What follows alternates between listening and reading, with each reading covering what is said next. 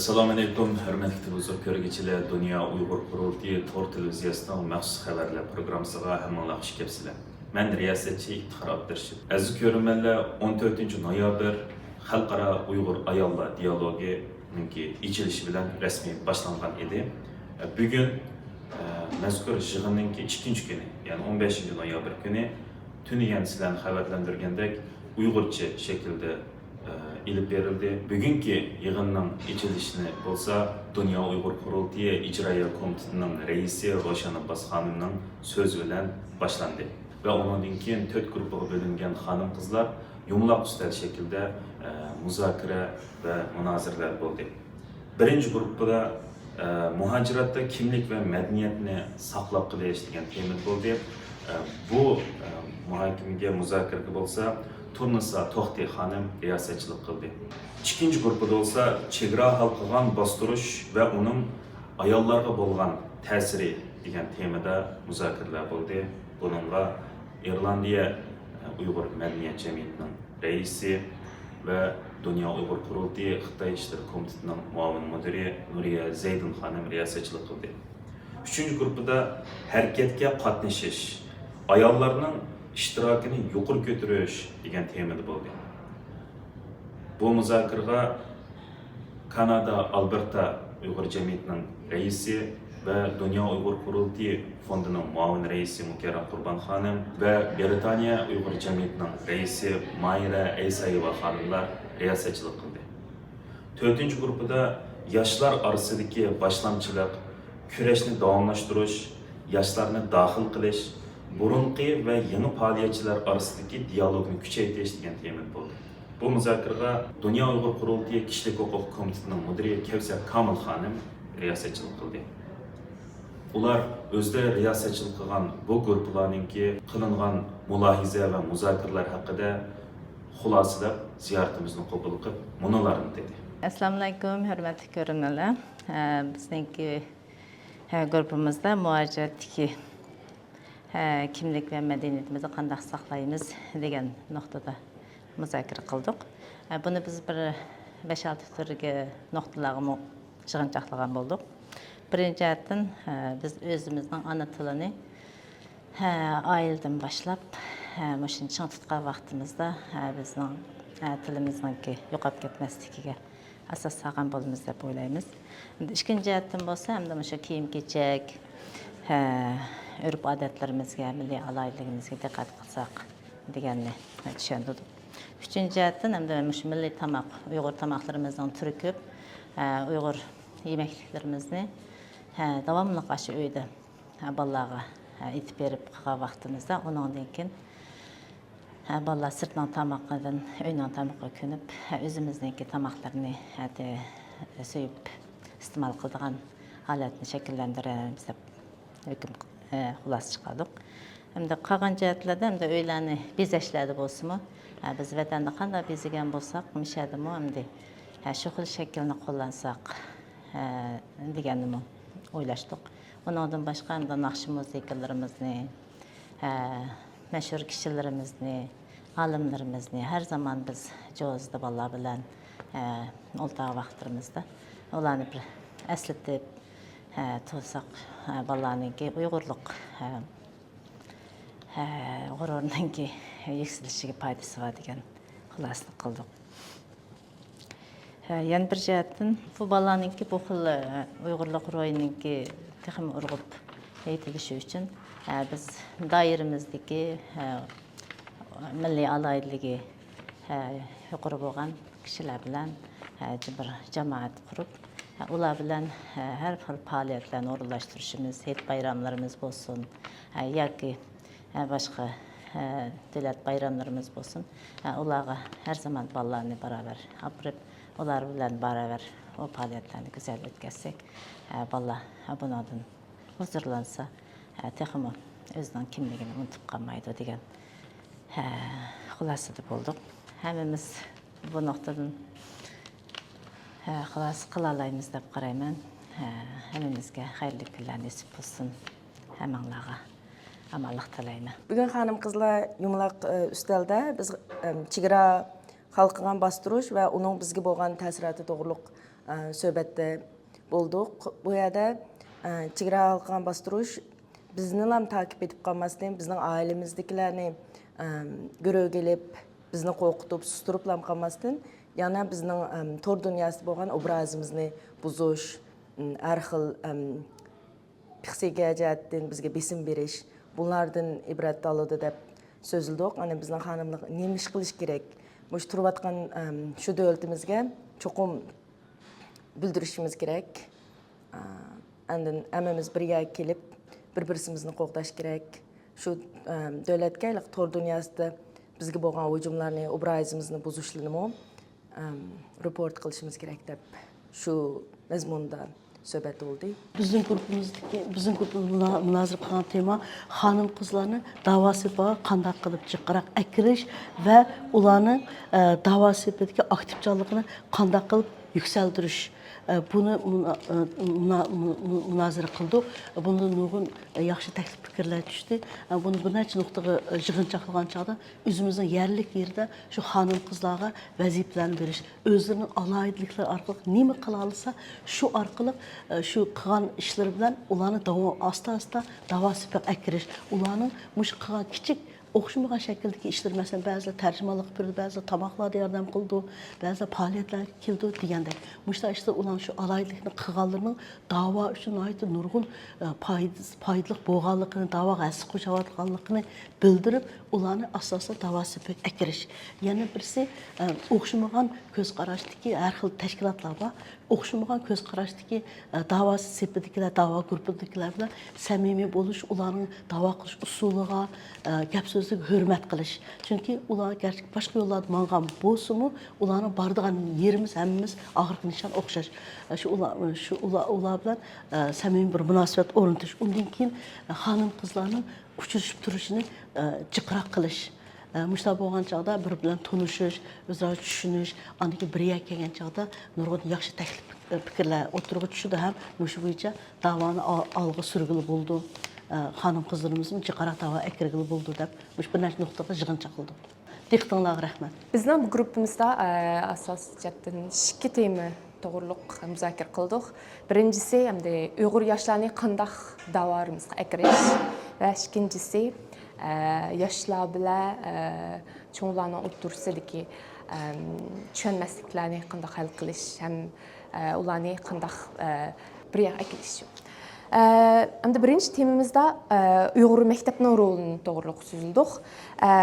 Uyg'ur maktablar qandaqsiga intayin muhim deysiniz. Ular Uyg'urlarni Uyg'ur yosh bolalarni yig'ib madaniyatimiz to'g'riliq bilimlarni o'rgatadi, tilimizni o'rgatadi va tariximizni o'rgatadi. Ular hamda butun hamma narsa esida qolmasmi? Yoshlar bo'lgandan keyin bir-birini ko'rish bo'lsinmi, shu Uyg'ur maktablariga berib, shu qatnashib bir xil qiziqish paydo bo'ldi. Lekin hamda ba'zi bir davlatlarda undaq maktab yoki tarixlarni o'rgatish fursat oz yoki yo'q degidek, unda biz qanday qilamiz? Vaqtda ota-onalarning roli bek muhim. Ata-onalar cho'qim bolalarga tarbiya qilish kerak. Ata-onalar masalan kech tomoq yeganda bolalarni telefonini birga qo'yib turib, azroq paranglashaylik deb, paran qilib, shu kunimiz qanday o'tdi deb boshlasa bo'ldi. Kunimiz qanday o'tdi deb, ondan keyin azroqdan Uyg'urlarning to'g'riliq so'zlab, davo to'g'riliq so'zda, ularni savollari bo'lsa, savol. Ondan keyin masalan ba'zi bolalar Uyg'urlar to'g'riliq o'zining kimligi to'g'riliq bekmi tushunib ketmaydi. Lekin undaq dört savol yo'q, inglizchada stupid questions deymiz. Qanday so'rasimi, ashunga ko'ngil bilib, tushuntirib, ota-onalar shu intayin muhim rolni o'ynash kerak. Lekin ba'zi vaqtlarda ota-onalar bolalarni mundaq davoga ketishni xohlamay, bolalar o'zlari davoga kirmaydiganlar bor. Undaq ahvolda qanday qilish kerak? özümüzün Uyghur yaşlarımız bir-birimizin ekrişimiz gerek. Teşkilatlarının rolü mu pek mühim. Mesela Dünya Uyghur Kurultayı, Campaign for Uyghurs, Uyghur Rights Advocacy Project ve nurgun teşkilatlar var. Ular terbiyeleş kursları, workshop diyendek faaliyetlerini ötközse, ballar muqittilib bir-birisi bilan başta tanışıp, ondan keyin o davani qanday qilishni o'rganadi. İkinci temamızda yaşlar bilan cho'nglarni o'rtasidagi tushunmaslikni qanday hal qilish kerak degan temada muzokara qildik. Albatta, cho'nglar yoshlarga ulgu bo'lish kerak, tarbiya qilish kerak, lekin cho'nglarmi yoshlarning gaplari bo'ladi, yoshlarning gapini anglash kerak. Ularning har xil fikrlari bo'ldi, o'zining o'xshamaydigan o'ylaydigan ishlarmi bo'ldi. Ba'zida cho'nglar yoshlarning fikriga qo'shilmasligi mumkin, lekin shundoq bo'lsa-mu, ularni to'g'ri tushunishga tirishish kerak. Ularning gaplarini anglab, to'g'ri tushunib, bir dialog qursa, shu cho'nglar bilan yoshlarning orasidagi ba'zi bir tushunmasliklar hal bo'lam degan deb o'yladik. Umum xulosa shu bo'ldi. Hammalarga rahmat. Yığınның davamında Türkiye'den kelgan aziz mehmanimiz Canan Güllü Hanım, istidatlı ayollarının siyasi faaliyetteki başlamçılık rolü degan temada hanım kızlarımızga leksiya bergen bo'ldi.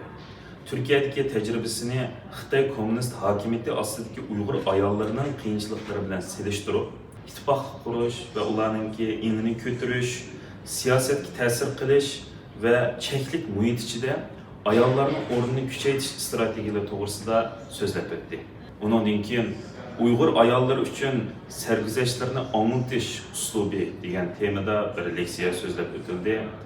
Mazkur leksiyaning riyosatchiligini Dünya Uyghur Kurultayı'nın muavin reisi Zümrət Erkin Hanım qildi.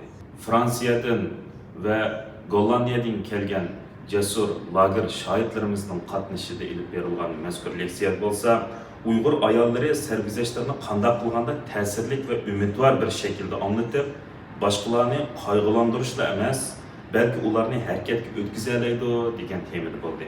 Zümrət Erkin Hanım bu leksiya haqida tafsiliy to'xtalib, ziyoratimizni qabul qilib, mundaq deydi. Ayollar dialogi yig'inining ikkinchi kunimizda bugun men bir leksiya so'zladim. Bu leksiyaning temasi kechirmishlarimizdan foydalanib, qandaq xalqaro jamoatni qandaq chaqiriq, konkret chaqiriqlar qila olamiz degan leksiya bo'ldi. Bu leksiyada 3 lager shoirlarimiz Qalbinur Sidiq xonim, Gulbahor Haytavaji xonim va Gulbahor Jalilova xonimlar o'zining kechirmishlarini o'tirib qo'ydi va guvohlik bergan bo'ldi. Hargiz bu yerda bu guvohliklarni anglagandan keyin anlaganlarning ko'nglini yerim qilish maqsad u emas. Maqsad mushu guvohlikdan foydalanib, mushu kechirmishlarni anglagandan keyin qanday harakatga o'tish maqsad shu. Bu leksiyamı shu buni kechirmishlar so'zlagan bir so'zlash bir muhim bir qoral buludu ve parlamentning oldiga borgan chaqda, hukumatlarning oldiga borgan chaqda, BDT'dek munbarlarga borgan chaqda o'zimizning kechirmishlarini foydalanib, xalqaro do'stlarni, xalqaro jamoatni bir konkret talab qo'ya olishimiz kerak. Bu yerda o'zimizning kechirmishlarimiz bor va kollektiv şekilde Uygurlarning o'zlarining kechirmishlari va buni biz qanday şekilde hozir bo'layotgan vaziyat bilan ulab qanday bir talablarimizni konkret şekilde qo'ya olamiz. Leksiya nayt yaxshi bo'ldi deb o'ylayman.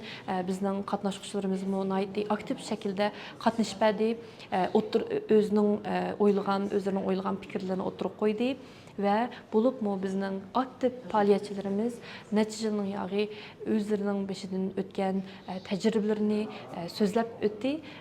Shunga bundan keyin mushu leksiyadan foydalanib nurg'unlagan lager şahitlerimiz olsun ve başkalar olsun davaga köngül bilgenler muşunudamı paylansa yaxşı buldu.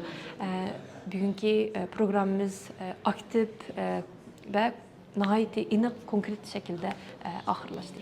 Yığınның davamında Amerikadan kelgan aziz mehmonimiz Süreyya Qashqarli xonimning riyosetchiligida Uyg'ur urf-odatlari va an'analarini balalarimizga yetkazish haqida leksiya so'zlab o'tdi. U bizning ziyoratimizni qabul qilib, munolarni dedi. Assalomu alaykum.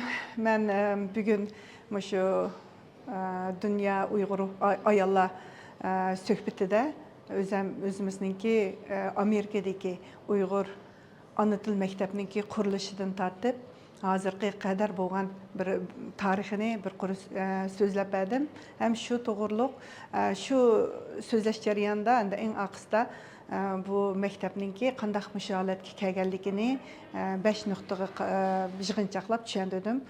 Mening asosliq temam qanday qilgan chog'da tilimizni, madaniyatimizni ham urf-odatlarimizni keyingi avlodlarga qanday qoldiramiz degan temada bo'ldi. Buningda birinchisida o'zimizningki hikoyasini so'zlash, ikkinchisi maktabning qurilishi, tarixi, qachon qurilgan, nimalarni qildik, qanday darslarni o'tyapmiz degan to'g'riliq.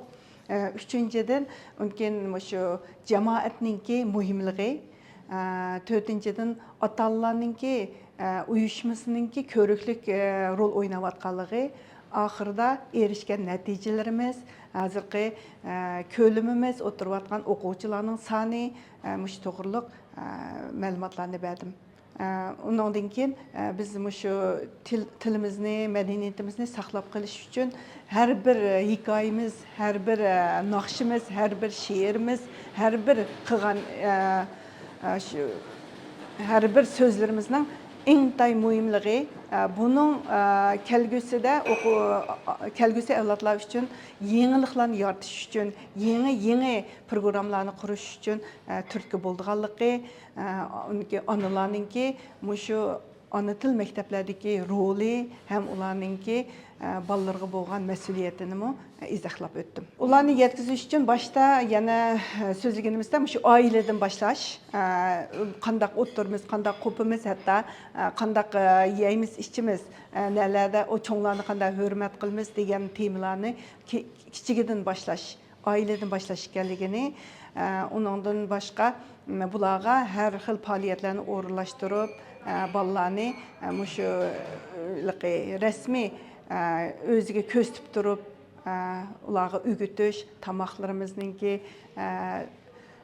shakllarni, tamoqlarimizni qanday etadigan, tamoqlarimizning turlarini tanishtiradigan shunday taraflardan yetakchilik qilganimizni dedik. Dünya Uyghur Qurultiyi ijroiya komitetining raisi Ro'shan Abbas xonimning riyosetchiligida Uyg'ur ayollarining ko'rish uchun xalqaro ittifoq qurish degan temada so'zlab o'tdi. Ro'shan Abbas xonim ziyoratimizni qabul qilib, munolarni dedi.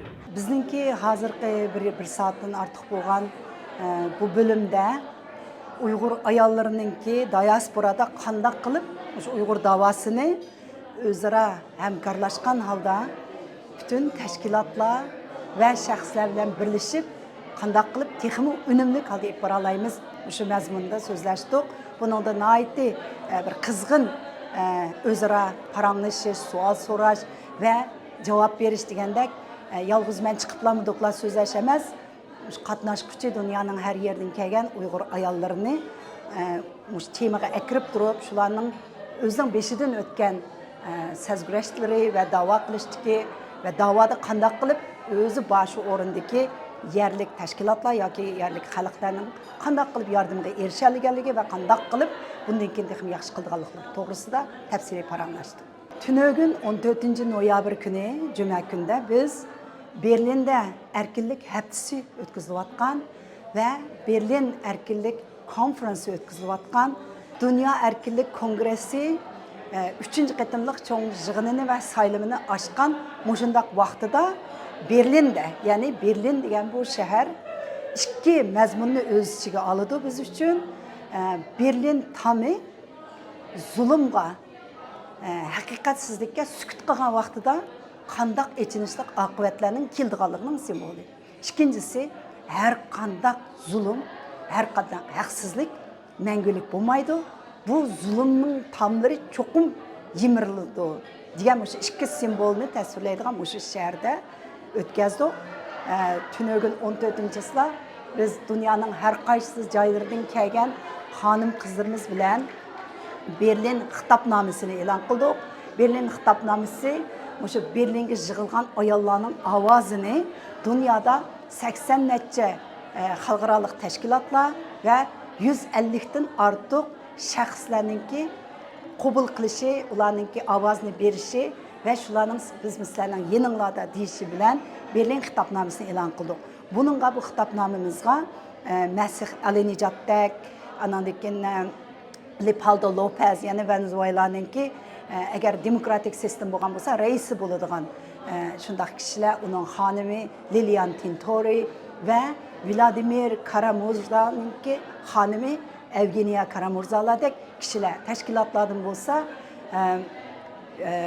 Victims of Communism Memorial Foundation, ya'ni kommunizm qurbonlarining xotiri vaqfidek cho'ng Amerikada tanilgan bir tashkilot va shuning o'xshash nurg'unlagan har qaysi davlatlardan xalqaro tashkilotlar va shundaqla asosan umumyuzlik diasporada harakat qilayotgan Uyg'ur tashkilotlari, Uyg'ur liderlari, Uyg'ur faoliyatchilari imzo atgan yoki bo'lmasa o'ziniki qo'llaganligini bildirib ismini qo'shgan holatda tunugim biz bu tarixiy Berlin xitobnomasini e'lon qildik.